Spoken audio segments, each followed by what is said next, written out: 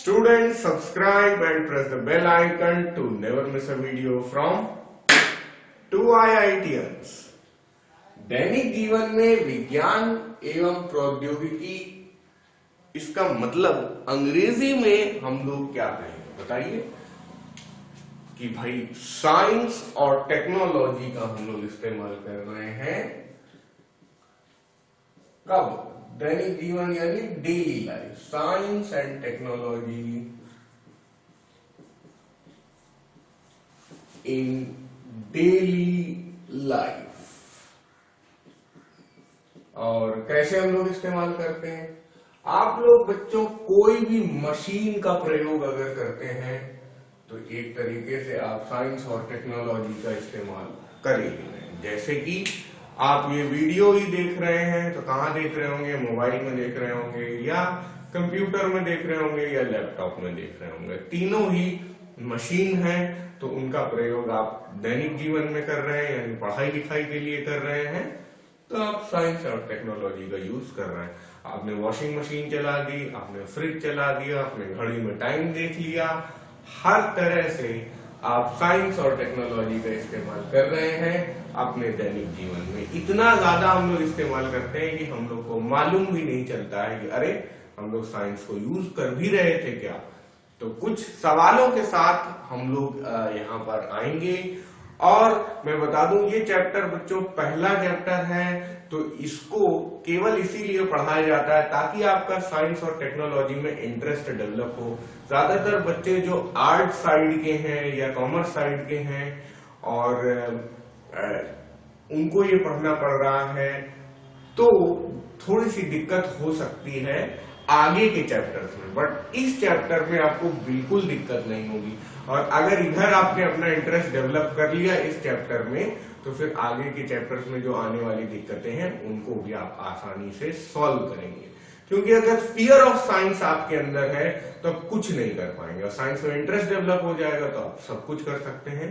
किसी science background वाले से भी ज्यादा अच्छा परफॉर्म कर सकते हैं। हो सकता है कल को कोई आप एक नई इन्वेंशन कर दें, तो मेरा पूरा आशीर्वाद आपके साथ है। कुछ सवाल जैसे मैंने बोला उनसे शुरू करते हैं। वैज्ञानिक विधि किसे कहते हैं? पहला सवाल। समस्या समाधान की क्रमबद्ध, सुनिश्चित और सुव्यवस्थित विधि को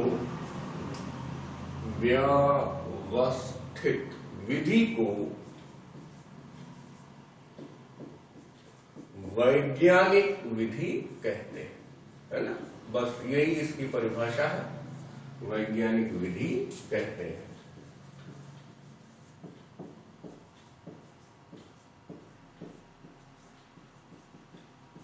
ठीक है बच्चों, और इसमें कुछ चरण हैं, ठीक है?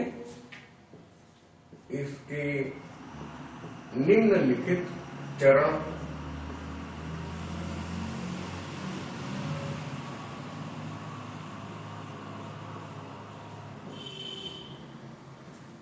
ठीक है। बताइए बच्चों क्या क्या चरण है, सोचिए जरा सा। एक दो तो आपको याद आ ही रहे होंगे, सोचिए। जिज्ञासा, परीक्षण, निरीक्षण एवं विश्लेषण। निरीक्षण और विश्लेषण को एक ही चरण में रख लिया गया है। और फिर क्या आता है? अभिलेखन एवं नए प्रयोग। अभिलेखन और आखिरी चरण है नए प्रयोग।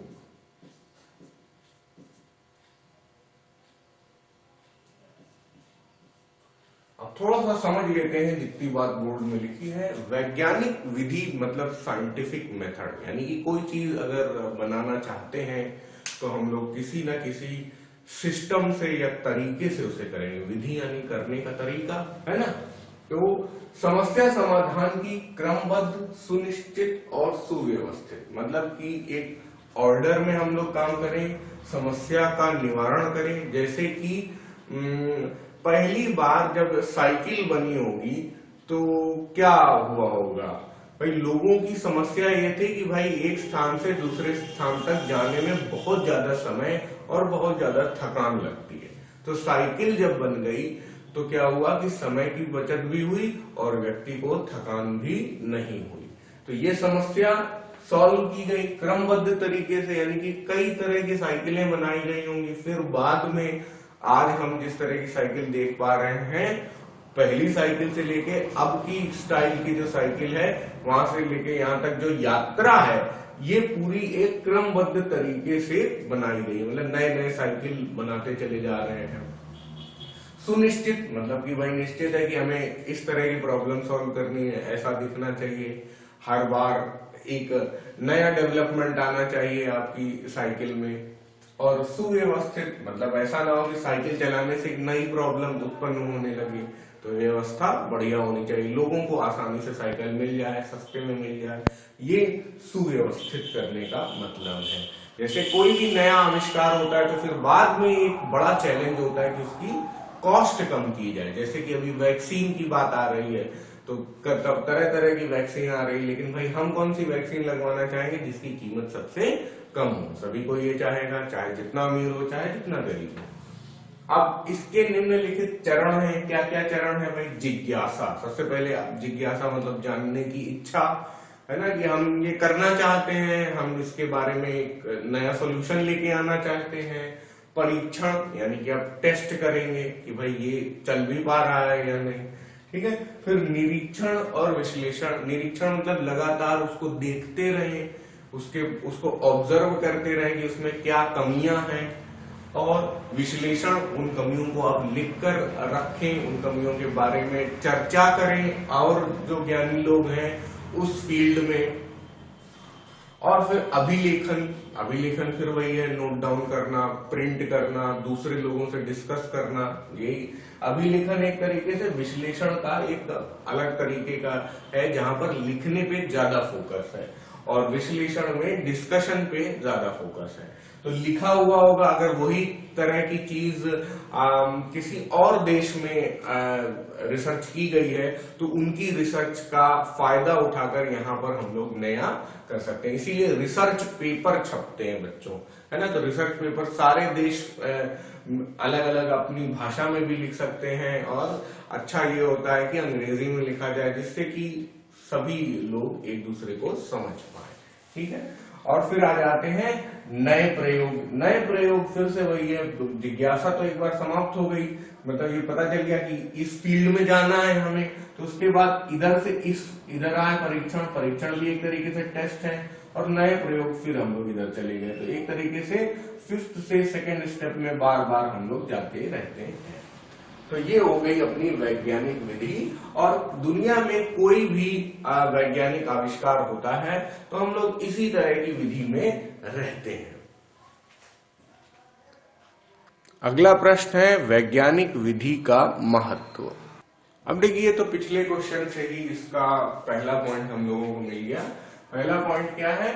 वैज्ञानिक विधि से समस्याओं का सही समाधान निकालने में सहायता मिलती है। यानी कि हम लोग समस्या को परखते हैं, समस्या को पहचानते हैं और फिर उसका सही समाधान निकाल लेते हैं। ये कैसे करते हैं हम लोग? वैज्ञानिक विधि से करते हैं। और अगला पॉइंट जो है आविष्कार से संबंधित होगा और इसी विधि से वैज्ञानिक नए नए आविष्कार और खोजें कर रहे हैं। अब आप बच्चों मुझे बताइए कि आविष्कार और खोज को अंग्रेजी में क्या कहते हैं? बताइए। चलिए थोड़ा सा जगह बना लेते हैं नीचे, है ना। देखिए, आविष्कार होता है इन्वेंशन, ठीक है,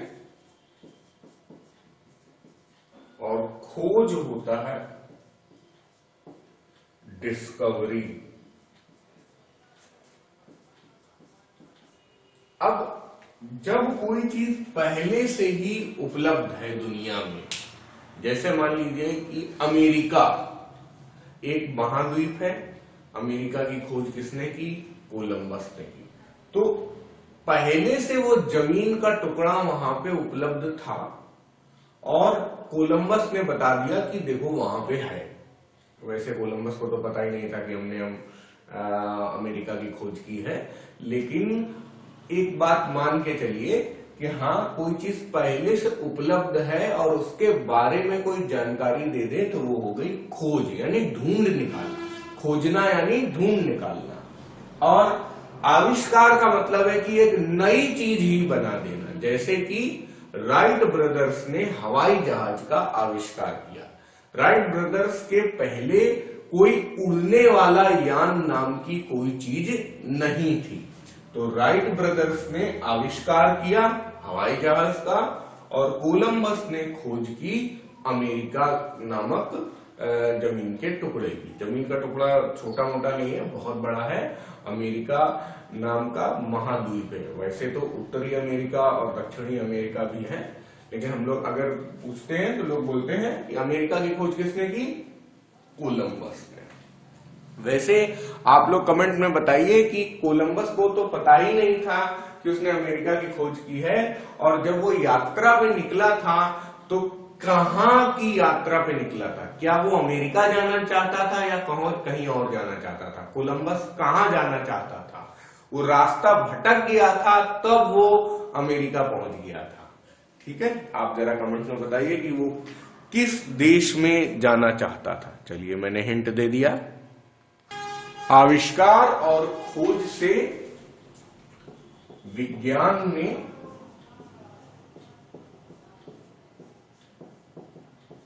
उन्नति हो रही है,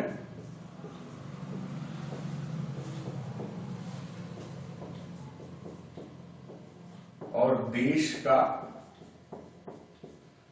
क्या, सभी देशों का, तो मैं देशों का लिख रहा हूं, देशों का विकास हो रहा है, विश्व का विकास हो रहा है।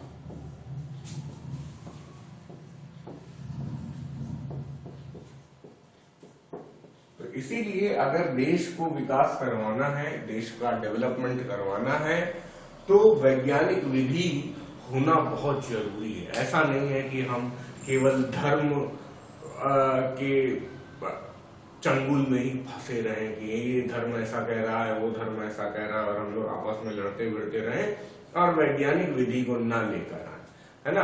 अब जैसे कि बात हो रही है हवाई जहाज की, कि हवाई जहाज किसने बनाया, तो बोल रहे हैं राइट ब्रदर्स ने बनाया। लेकिन तुरंत कोई आके बोल सकता है नहीं नहीं, रावण के पास तो पहले से ही उड़ने वाला विमान था, वो तो रामायण के समय से था। तो इस तरह से धर्म जो है आपके विज्ञान का सर्वनाश कर सकता है, तो धर्म से थोड़ा बच के रहिए। विज्ञान का उपयोग एवं दुरुपयोग। अभी मैंने कहा कि धर्म सर्वनाश कर सकता है अगर अपने बुरे रूप में पहुंच जाए, और ये भी मैं बता दूं कि विज्ञान भी सर्वनाश कर सकता है अगर वो अपने बुरे रूप में पहुंच जाए। तो पहले तो विज्ञान के अच्छे रूपों को देखेंगे। इसी वजह से विज्ञान के उपयोग तो अनगिनत हैं, लेकिन जो दुरुपयोग हैं वो बहुत गिने चुने हैं, उनसे हमें बचकर रहना चाहिए। तो अभी फिलहाल हम लोग अच्छी बातों पे फोकस ज्यादा करेंगे। हमारे जीवन में विज्ञान के कारण अनेक परिवर्तन आए हैं। भारत देश में सबसे ज्यादा कौन सा कार्य किया जाता है? कृषि का कार्य किया जाता है। हमारे देश की 60% जनसंख्या कृषि में ही जुड़ी हुई है। अभी बहुत सारे किसान आंदोलित भी हैं। तो सबसे पहले मैंने कृषि का ही पॉइंट उठाया। कृषि कार्यों के लिए किसकी जरूरत पड़ती है? कृषि किसी भी किसान का सबसे अच्छा दोस्त अगर कोई यंत्र है तो वो दोस्त क्या है, वो यंत्र क्या है? वो है ट्रैक्टर, है कि नहीं भाई? ट्रैक्टर के बिना आज की डेट में किसान अधूरा है। अगर यंत्र थोड़ा सा भी पैसा आ जाता है बेचारे किसान के पास, तो लोन लेकर तुरंत ट्रैक्टर खरीद लेता है, क्योंकि उससे उसकी आमदनी काफी तेजी से बढ़ जाती है और मेहनत भी काफी कम हो जाती है। तो कृषि कार्यों के लिए ट्रैक्टर तथा अन्य कृषि यंत्र जैसे कि बताइए भाई, एक दो यंत्र बताइए। थ्रेसर, और क्या होता है? सीड ड्रिल, और क्या होता है? हार्वेस्टर, हार्वेस्टर वो पंजाब वाले लोग लेके घूमते रहते हैं, आप ऐसा भी लगा सकते थे। हार्वेस्टर कैसे भी लिखिए, अंग्रेजी का शब्द है तो कोई ऐसे हार्वेस्टर लिखिए या उड़ते वाला रा लगाइए, उससे कोई फर्क नहीं पड़ता है, ठीक है। आदि किसकी देन है भाई? विज्ञान की ही देन है ना।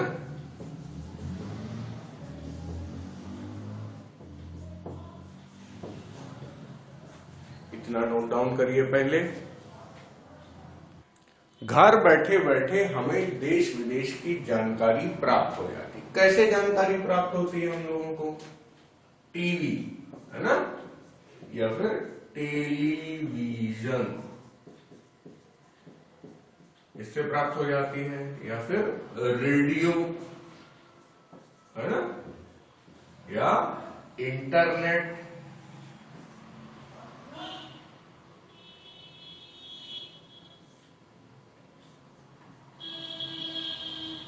लेकिन ये बच्चों, और अखबार है कि पेपर से भी तो मिल जाती है हमें जानकारी। पेपर पढ़ते हैं हम लोग कि नहीं? कौन सा अखबार पढ़ते हैं, कमेंट्स में बताइए। तो घर बैठे बैठे देश विदेश की जानकारी हमें कैसे प्राप्त होती है? रेडियो, टेलीविजन, इंटरनेट या फिर अखबार से।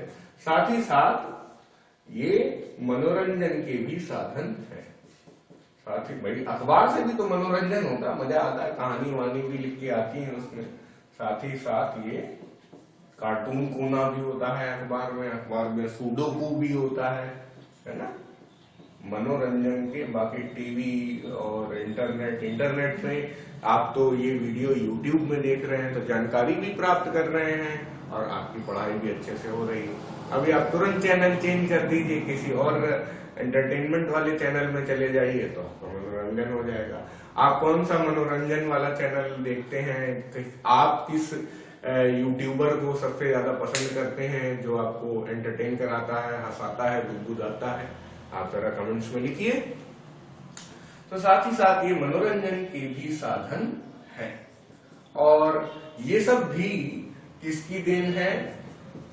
विज्ञान की ही देन है। और अभी तो अच्छी अच्छी बातें हो रही हैं, यहाँ पे ट्रैक्टर हो गया, हार्वेस्टर हो गया, सीड ड्रिल हो गया, ये भी अच्छे कार्य कर रहे हैं, कृषि का कार्य हो रहा है, यहाँ पे हम लोग मनोरंजन कर रहे हैं, ज्ञान प्राप्त कर रहे हैं, तो सब बढ़िया चल रहा है, सारे पॉइंट्स बढ़िया वाले हैं और विज्ञान के उपयोग यहाँ पर हम लोग कर रहे हैं। अभी तक दुरुपयोग तक नहीं पहुंचे हैं।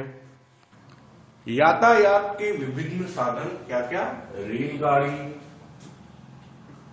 कार, बस, मेट्रो,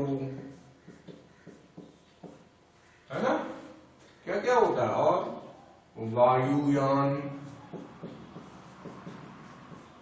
जलयान, है ना, सभी या आदि लिख देते हैं, आदि विज्ञान की ही देन है।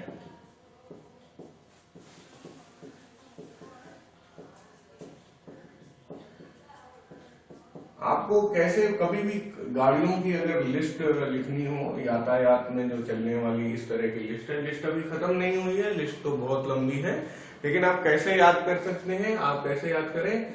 जल, थल और वायु। अगर आपसे पूछा जाए जल, थल और वायु, इसमें सबसे ज्यादा प्रयोग हम किसका करते हैं? तो सबसे ज्यादा प्रयोग हम लोग थल का करते हैं, रोडवेज का सबसे ज्यादा इस्तेमाल होता है ना। जल में चलने वाले को बोलते हैं वाटरवेज, मतलब उन रास्तों को बोलते हैं वाटरवेज। थल में बने होते हैं रोड, तो इसलिए रोडवेज, और वायु में बने होते हैं कोई रास्ता नहीं है लेकिन जो भी रूट है उन्हें हम लोग क्या कहते हैं? एयरवेज। ठीक है, तो इस तरह से आप देख सकते हैं थल वाले मैंने लिखे हैं कार, बस और मेट्रो 3-3, और रेलगाड़ी 4-4 हैं, लेकिन जल वाले में केवल जलयान और वायु वाले में केवल वायुयान। तो इस तरह से आप कोई भूलेंगे नहीं, सभी लिख पाएंगे एक साथ। तो नोट करिए, विज्ञान की खोजों के फलस्वरूप उत्तम बीज यानी अच्छे तरह के बीज, उर्वरक, है ना। उर्वरक क्या होता है, अंग्रेजी में कहते हैं इन्हें फर्टिलाइजर, आम भाषा में इसे कहते हैं खाद, और कीटनाशक दवाएं उपलब्ध हुई हैं। कीटनाशक क्या होते हैं भाई, जो कीड़े मार देते हैं। और कीटनाशक में सभी आते हैं। वैसे कीटनाशक की अगर स्ट्रिक्ट इंग्लिश बोली जाए तो इंसेक्टिसाइड है, ठीक है। उसी तरह पेस्टिसाइड भी होती है। देखिए, पेस्ट और इंसेक्ट में बहुत ज्यादा अंतर नहीं होता बच्चों। जैसे आपका आटा जब है वो थोड़ा सा खराब होता है तो उसमें पाई हो जाती है काले काले रंग की, जिनके पैर होते हैं वो चलते रहते हैं, तो वो इंसेक्ट है, वो कीड़े हैं, वो थोड़ा चींटी टाइप के होते हैं, तो उनको मारने के लिए इंसेक्टिसाइड। जब आपका आटा और ज्यादा पुराना हो जाता है थोड़ा, तो उसमें सूड़ी पड़ जाती है, वो रेंगने वाले ऐसे कीड़े होते हैं। वो जो कीड़े होते हैं उनके पैर नहीं होते, तो उनको कहते हैं हम लोग पेस्ट। जिनके पैर होते हैं उन्हें इंसेक्ट कहते हैं, जिनके पैर नहीं होते हैं सूड़ी टाइप के, उनको कहते हैं पेस्ट। तो दोनों को मारने के लिए हम लोग इंसेक्टिसाइड का इस्तेमाल करते हैं। इंसेक्टिसाइड और पेस्टिसाइड दोनों को ही हम लोग कीटनाशक कह सकते हैं। फिर उसी तरह का एक और चीज होता है, वो थोड़ा सा अलग है। जैसे चूहा मार दवा होता है, तो खेत में क्या होता है, चूहे हो जाते हैं और ये गिलहरी बहुत ज्यादा हो जाती हैं, अगर छछूंदर हो जाती हैं, तो उससे हमारी फिर से फसल को नुकसान होता है।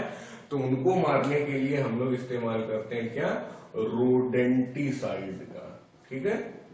तो ये कीटनाशक तो नहीं है, क्योंकि चूहे जो है वो कीड़े नहीं है, चूहे अपने आप में पशु जैसे हैं। चूहे क्या है, मैमल है, स्तनधारी है ना।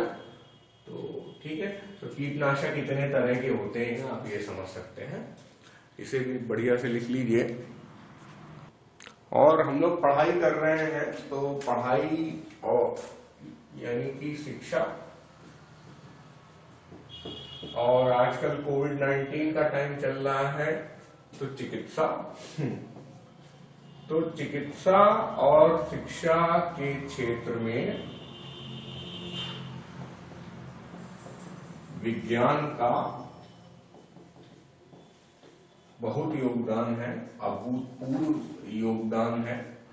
इस तरह का योगदान पहले कभी नहीं रहा है, इसीलिए अभूतपूर्व।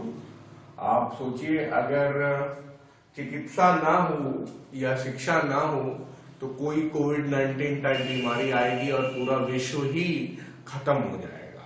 लेकिन हर बार हम लोग चिकित्सा की मदद से उसकी दवा खोज लेते हैं, उसका इलाज खोज लेते हैं। हाँ, इस प्रोसेस में कई सारे मनुष्य मर भी जाते हैं, जैसे कि बहुत सारे लोग कोरोना में मर गए, लेकिन कम से कम सब तो नहीं मरे ना, मानव जाति या मानवता तो बची रही। तो इस तरह जैसे डायनासोर वगैरह हैं तो वो मर गए, वो वैसे किसी भी कारण से मरे हो, लेकिन मनुष्य ने अभी तक अपने आप को बचा रखा है। तो किसकी मदद से, शिक्षा और चिकित्सा की मदद से। और शिक्षा और चिकित्सा में योगदान कौन दे रहा है, विज्ञान दे रहा है। अब विज्ञान का अभूतपूर्व योगदान रहा है, ठीक है। अब जो विज्ञान कर रहा है वो बहुत ज्यादा मददकारी है, क्योंकि अब विज्ञान भी काफी डेवलप हो चुका है, बहुत आगे पहुंच चुके हैं हम लोग। मनुष्य द्वारा विज्ञान का दुरुपयोग महाविनाशकारी परमाणु बम,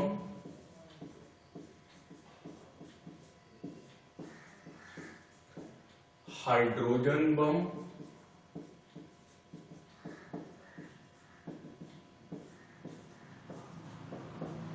व प्रक्षेपास्त्रों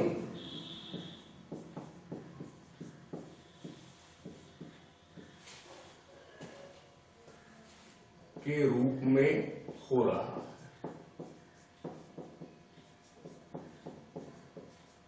अब आप ये समझिए कि परमाणु बम इतना विनाशकारी है कि पूरे पूरे शहर उससे समाप्त हो सकते हैं।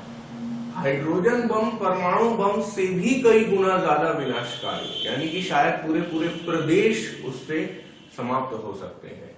अभी तक किसी एक देश ने दूसरे देश के ऊपर हाइड्रोजन बम नहीं फेंका है, केवल टेस्ट करके लोग अपना खुश हो गए हैं। इंडिया ने भी बना लिया है, अमेरिका और रूस तो हमेशा ही आगे रहते थे इस सब मामले में, तो उन लोगों ने तो बहुत पहले बना लिया है।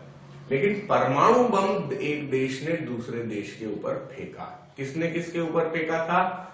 अमेरिका ने फेंका था जापान के ऊपर, और जापान के 2 शहर थे, कौन कौन से? हिरोशिमा और नागासाकी। कब इस्तेमाल हुआ था परमाणु बम का? द्वितीय विश्व युद्ध में, दूसरे विश्व युद्ध में।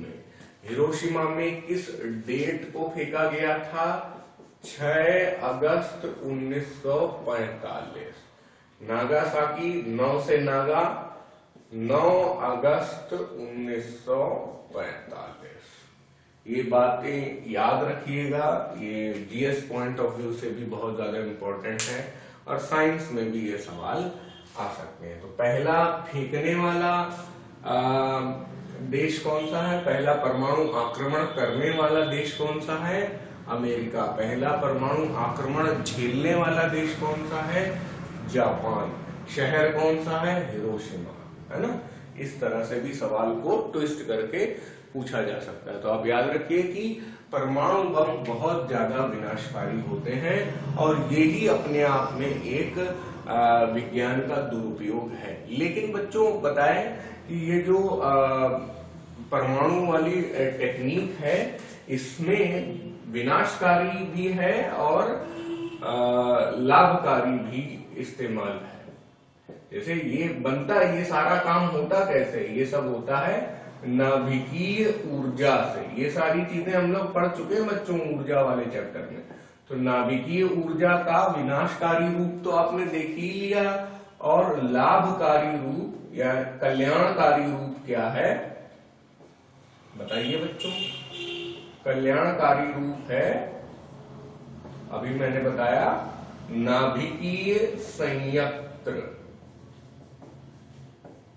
नाभिकीय संयंत्र को हम लोग अंग्रेजी में कहते हैं न्यूक्लियर रिएक्टर। न्यूक्लियर रिएक्टर से हम लोग क्या कर लेते हैं?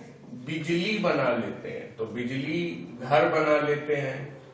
तो अब वैसे तो बिजली हम लोग कोयले से बना रहे हैं, कोयले से बिजली बनाने में बहुत ज्यादा पॉल्यूशन होता है, बहुत कार्बन डाइऑक्साइड उड़ता है।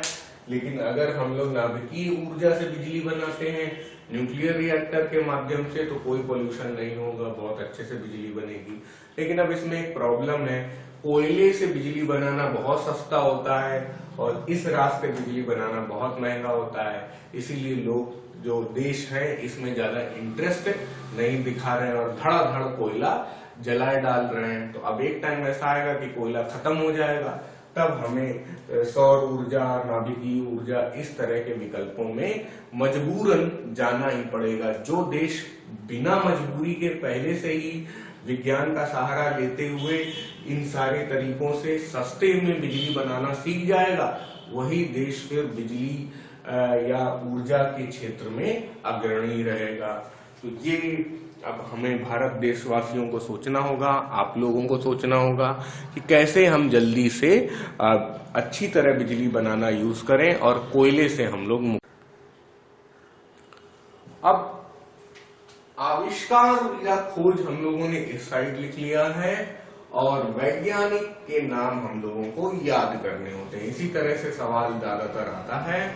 तो जड़ी बूटियों का दवा के रूप में सबसे पहले भारत में किसने प्रयोग किया था? तो वो थे चरक। कुछ जगह चराक भी लिखा रहता है, ठीक है, अंग्रेजी में ऐसे लिखा रहता है चराका, तो जो भी प्रोनाउंसिएशन आप जानते हो। फिर शल्य चिकित्सा में काम सबसे पहले सुश्रुत ने किया था।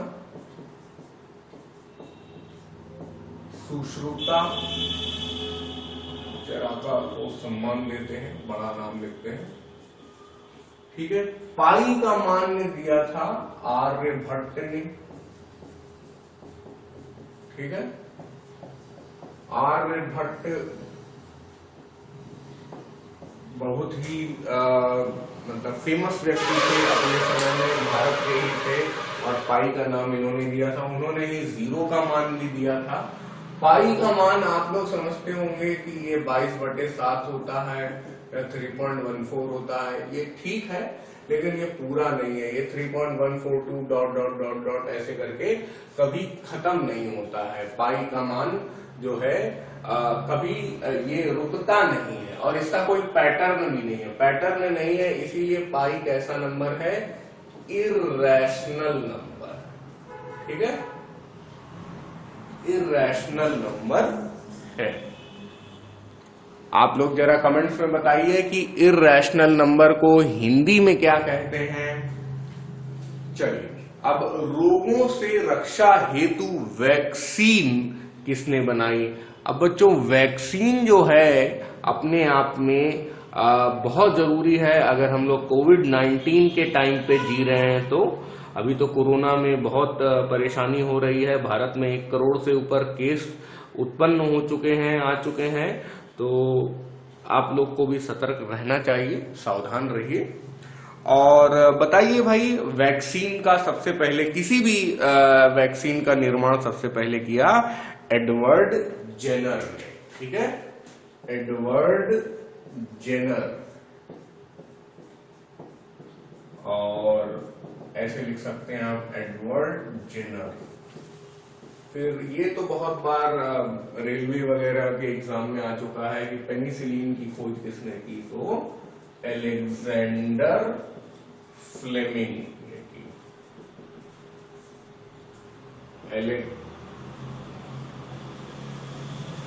अलेक्जेंडर, आप सिकंदर फ्लेमिंग मत लिखाइएगा इसे, ठीक है, अलेक्जेंडर ही लिखना पड़ेगा। वो अलेक्जेंडर दूसरा था, सिकंदर जो था वो दूसरा था, ठीक है, अलेक्जेंडर फ्लेमिंग ने। फिर रेडियम और पोलोनियम की खोज एक आंटी ने की थी, इन्होंने मैडम क्यूरी ने, मैडम क्यूरी, और उनके पतिदेव थे पियरे क्यूरी। देखिए, रेडियम अलग चीज होती है और पोलोनियम अलग चीज होती है।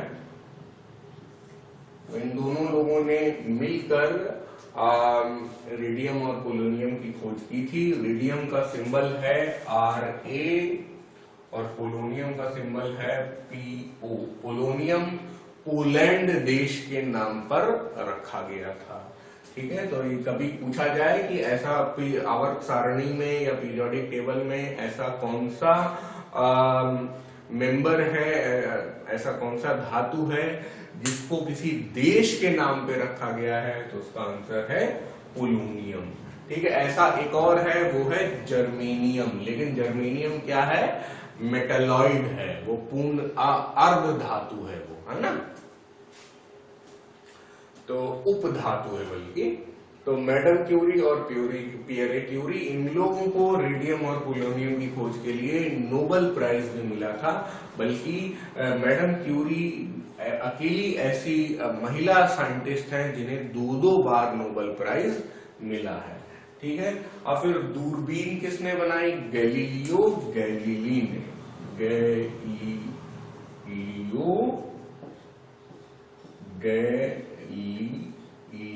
गैलीलियो गैलीली अपनी साइंस के लिए इतने ज्यादा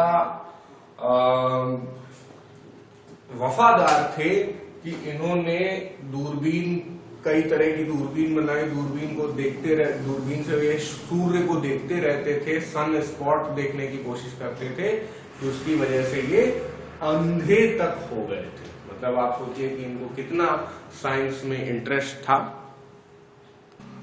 फिर आते हैं ग्रामोफोन या विद्युत बल्ब वाला। आपने बहुत सुना होगा कि विद्युत बल्ब की खोज की थी थॉमस अल्वा एडिसन ने, थॉमस अल्वा एडिसन, थॉमस न लिखे, थॉमस अल्वा एडिसन, फिर रेडियो की खोज किसने की थी? मार्कोनी ने। रेडियो वेव्स भी इन्होंने ही बनाई हैं, और वो वैसा वाला रेडियो ये भी इन्होंने ही बनाया है, मार्कोनी। तो यहां लिख देता हूं, मार्कोनी, मेरा कोई नहीं है, मार्कोनी। ठीक है। परमाणु बम, परमाणु बम ये बहुत ही बुरे आदमी थे, ऑटो हान। ये ऑटो ही चलाते तो अच्छा रहता, लेकिन इन्होंने बनाया है परमाणु बम, जो कि बहुत ही विनाशकारी है। तो ये तो अच्छी बात नहीं है, इन्हें बनाना ही नहीं चाहिए था। ठीक है, ऑटो हान। लेकिन फिर वही बात है कि परमाणु संयंत्र भी इन्हीं की खोज पे आया है, तो इतने भी बुरे नहीं थे शायद। ठीक है, तो थोड़ा सा नीचे दिखना बंद हो गया है, परमाणु बम ऑटो हान। ठीक है, चलिए अब उतना नीचे नहीं लिखूंगा मैं। परमाणु बम ऑटो हान, परमाणु बम तो आपको दिख ही रहा है, मैं एक बार ऑटो हान यहाँ पे लिख दे रहा हूं ताकि आपको दिखाई दे, ऑटो हान। ठीक है, तो नोट कर लीजिए सब कुछ बढ़िया से। आप लोगों ने कमेंट में कुछ लिखा तो है नहीं अभी तक, तो मैं बता दे रहा हूं खुद ही। इर्रेशनल नंबर को बोलते हैं हम लोग अपरिमेय संख्या, जैसे कि √2, √3, जिनका मान आप निकालें अगर, तो वो जैसे √2 का मान होता है 1.414, लेकिन इतना ही नहीं होता है, इतना तो हमें याद करने के लिए कहा जाता है, ये चलता ही रहता है और खत्म नहीं होता। उसी तरह √3 का मान होता है 1.732, और ये भी चलता ही रहता है। तो इस तरह के जो अंक हैं जिनके मान कभी खत्म नहीं होते हैं, डेसिमल के आगे वैल्यू चलती ही रहती है और कोई पैटर्न भी नहीं होता है, उन्हें हम लोग इर्रेशनल नंबर कहते हैं या फिर अपरिमेय संख्या कहते हैं। और इनमें से सबसे अजीब सी और सबसे कठिन जो होती है वो पाई होती है, और पाई की खोज इंडियन मैथमेटिशियन आर्यभट्ट ने की थी। तो ये बहुत ही गर्व की बात है हमारे लिए बच्चों। अब और सारे साइंटिस्ट्स के पास